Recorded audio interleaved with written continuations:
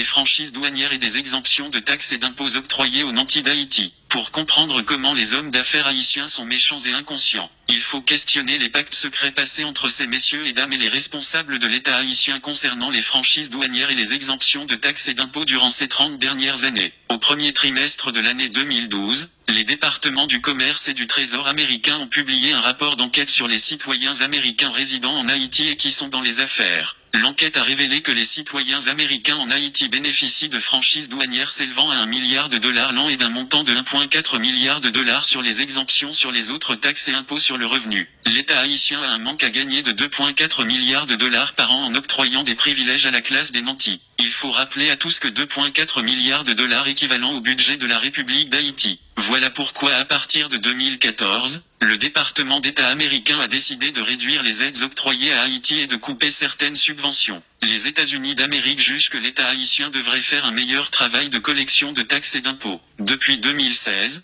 l'USE avait signifié au gouvernement provisoire de Jocelyn Prévert que les réductions d'aides allaient venir. C'est dans cette optique que des économistes comme Wilson Lalo choisissent de dresser un budget en augmentant les taxes et impôts des éléments de la classe moyenne et des masses populaires. Le pouvoir en place a fait le choix de ne pas entamer des réformes fiscales. Dans ce bref article, nous voulons analyser pour le grand public le pourquoi des franchises douanières et des exemptions de taxes et d'impôts dans une société capitaliste et expliquer à tous comment l'État haïtien devrait procéder pour rebalancer les choses et rendre justice aux pauvres qui souffrent dans ce pays. Nous sommes arrivés à un carrefour de notre histoire où les lampes commencent à se délier, où l'on ne peut pas continuer à rendre responsable le blanc parce que le blanc a décidé de nous donner une certaine marge de manœuvre pour voir si nous pouvons réellement nous prendre en main. Avec l'élection de Donald J. Trump, Haïti a la possibilité de tirer son épingle du jeu, d'effectuer des réformes en profondeur, d'établir des politiques publiques pour faire respecter le principe d'équité et d'égalité. Donald Trump durant sa campagne électorale avait promis que les États-Unis d'Amérique s'immisceront de moins en moins dans les affaires d'autres pays. Aujourd'hui, nous voyons clairement que l'administration Trump donne la primauté aux questions domestiques par rapport aux affaires étrangères. Qu'est-ce qui empêche à Haïti d'ouvrir un channel de communication avec la Chine populaire? Qu'est-ce qui empêche à Haïti de contacter des investisseurs au Moyen et au Proche-Orient? L'administration de Jovenel Moïse est otage de la classe d'affaires qui refuse de payer des taxes et des impôts.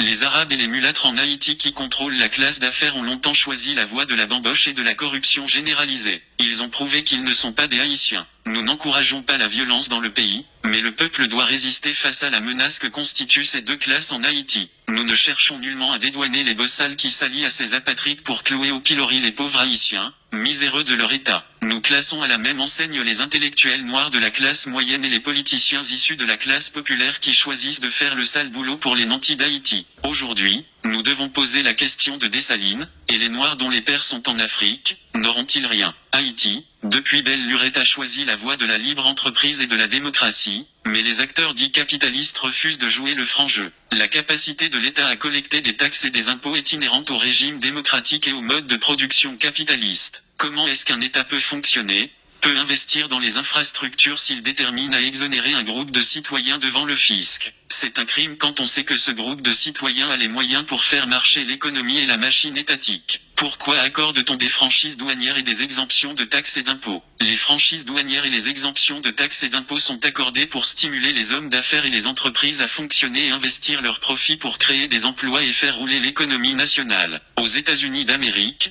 les entrepreneurs bénéficient de ces exemptions parce qu'ils investissent leurs profits à créer des emplois pour les éléments de la classe moyenne et le peuple en général. Il y a des mécanismes mis en place pour déterminer si un entrepreneur investit ou non ou s'il mérite de recevoir les exemptions en franchise douanière, sur les taxes et les impôts à payer. Que se passe-t-il en Haïti? La plupart des hommes d'affaires en Haïti sont citoyens américains. Nombreux sont issus du Moyen-Orient. Leurs profits sont entreposés dans des banques américaines, européennes, libanaises, syriennes et israéliennes. Ils n'investissent rien en Haïti. Pourquoi depuis plus de 30 ans l'État haïtien continue avec cette pratique d'exonération? Les dirigeants politiques sont élus et nommés par la classe des affaires. En contrepartie, ces derniers offrent des avantages juteux à cette classe qui n'a pas les intérêts de la nation haïtienne. haïtienne à cœur. Nous sommes arrivés à un carrefour où nous réalisons que le populisme de droite et de gauche sont des manœuvres entreprises par les élites pour zombifier le peuple. Qu'est-ce que la gauche a foutu depuis 1986 en Haïti? Il y a une tendance à considérer les hommes d'affaires en Haïti comme de vulgaires imbéciles qui n'ont ni lecture ni écriture. C'est une fausse idée entretenue par les nantis mêmes. La plupart de ces hommes d'affaires sont très instruits et ont fait leurs études dans les meilleures universités au monde. Ils comprennent bien le fonctionnement d'une société capitaliste. C'est en connaissance de cause qu'ils choisissent de faire mal à Haïti, aux miséreux et aux appauvris haïtiens. En affaiblissant l'État, ils font d'une pierre deux coups. Ils bénéficient des largesses des dirigeants incompétents et inconscients et ils rendent impossible toute tentative de soulèvement et de changement du peuple haïtien. Ils encouragent de faux conflits dans le pays, ils arment des bandits un peu partout pour semer le trouble. Dans tout pays sérieux,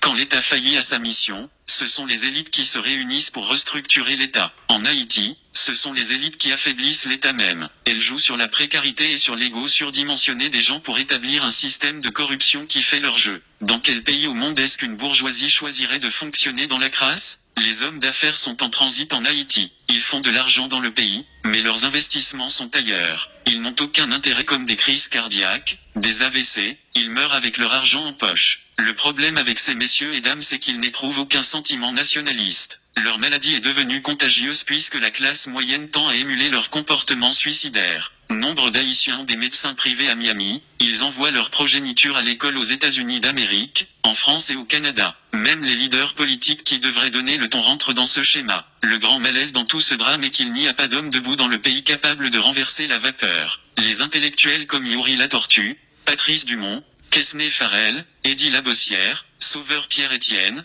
Georges Michel, etc. qui auraient pu dénoncer ces manœuvres sont relégués au banc des lâches et des opportunistes. Ils profitent eux aussi du système. Qu'est-ce qui explique qu'un intellectuel comme Quesnay Farel choisit de ne pas produire des livres pour expliquer les jeunes pourquoi Haïti est pauvre? C'est bien de parler à la radio, mais le devoir d'un intellectuel est avant tout d'écrire pour la postérité, de faire comprendre et d'aider ceux qui peuvent lutter à appréhender le réel. Il y a des dizaines de milliers d'intellectuels haïtiens qu'on aurait pu mettre en cause et blâmer, mais on cite ces noms parce qu'ils sont plus en vue. Comment va-t-on et peut-on sortir de ce carcan? La pensée critique c'est ce qui fait défaut à Haïti, à sa jeunesse et aux militants qui sont prêts à faire le sacrifice ultime. Voilà pourquoi aujourd'hui nous voulons finir avec le palme-épale et nous encourageons ceux qui ont la lumière de la connaissance et du savoir-faire explicite à partager leurs expériences. Nous ne voulons blâmer personne. Nous donnons à tout un chacun la chance de faire peau neuve. Il y a une excuse que certains intellectuels noirs de la classe brandissent à chaque fois qu'un élément de la diaspora les met en cause. Ils disent qu'ils ont choisi de rester en Haïti, malgré tout et que nous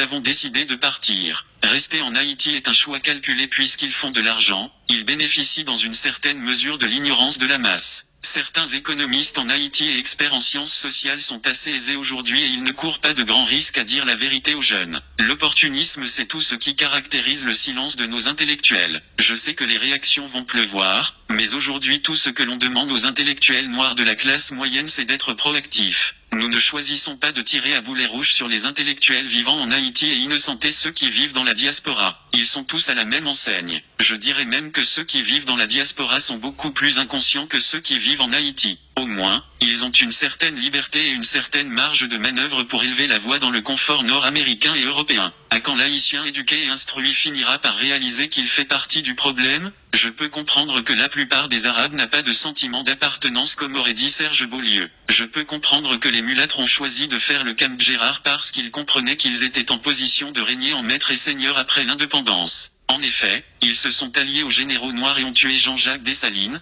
le fondateur de la nation haïtienne 211 après l'assassinat de l'empereur Dessalines. Que peut-on espérer? Nous ne cesserons de le répéter, l'ennemi numéro 1 de la République d'Haïti est l'ignorance, la violence, la peur, la médiocrité, l'égoïsme, la méchanceté, la haine et l'opportunisme. Aujourd'hui, les éléments de la classe des bossals sont aussi coupables que les arabes et les mulâtres qui constituent la classe des nantis. Nous devons avoir le courage de dire que nous sommes les Aignais. Nul besoin de pointeur X ou Y du doigt. Nous sommes tous coupables et responsables de la misère et de la paupérisation de plus de 9 millions d'Haïtiens. Qu'est-ce que nous allons faire pour dénouer ce nœud gordien? Je ne prétends pas avoir toutes les réponses, Mais au moins j'agite les questions et je cherche à comprendre. Le président du Sénat Yuri Latortue gagnerait en estime s'il cherchait à savoir à combien s'élève le montant actuel des franchises douanières et des exemptions de taxes et d'impôts octroyées à la classe des nantis. Le secrétaire d'État aux Finances Ronald Décembre devrait bien avoir ces chiffres prêts à partager avec les parlementaires qui disent représenter le peuple. Les économistes et les analystes politiques doivent poser des questions.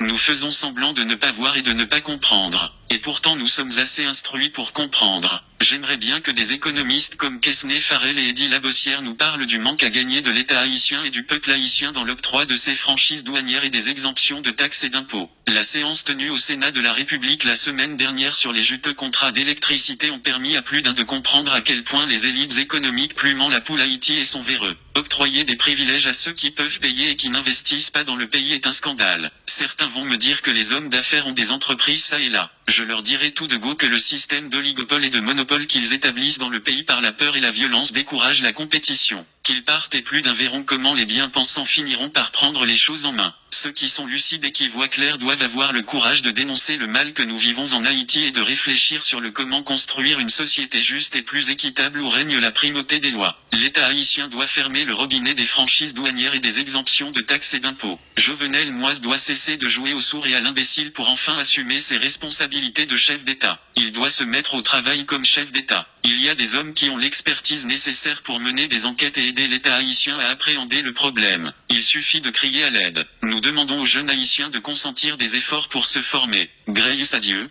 nous avons l'Internet et nous avons des moteurs de recherche. La connaissance est plus accessible aujourd'hui. Nous devons nous former et nous devons poser des questions. La justice élève une nation, la connaissance et l'amour véritable libèrent. Que Dieu aide les Haïtiens à se débarrasser des turiféraires qui les tiennent attachés à la misère et à la crasse.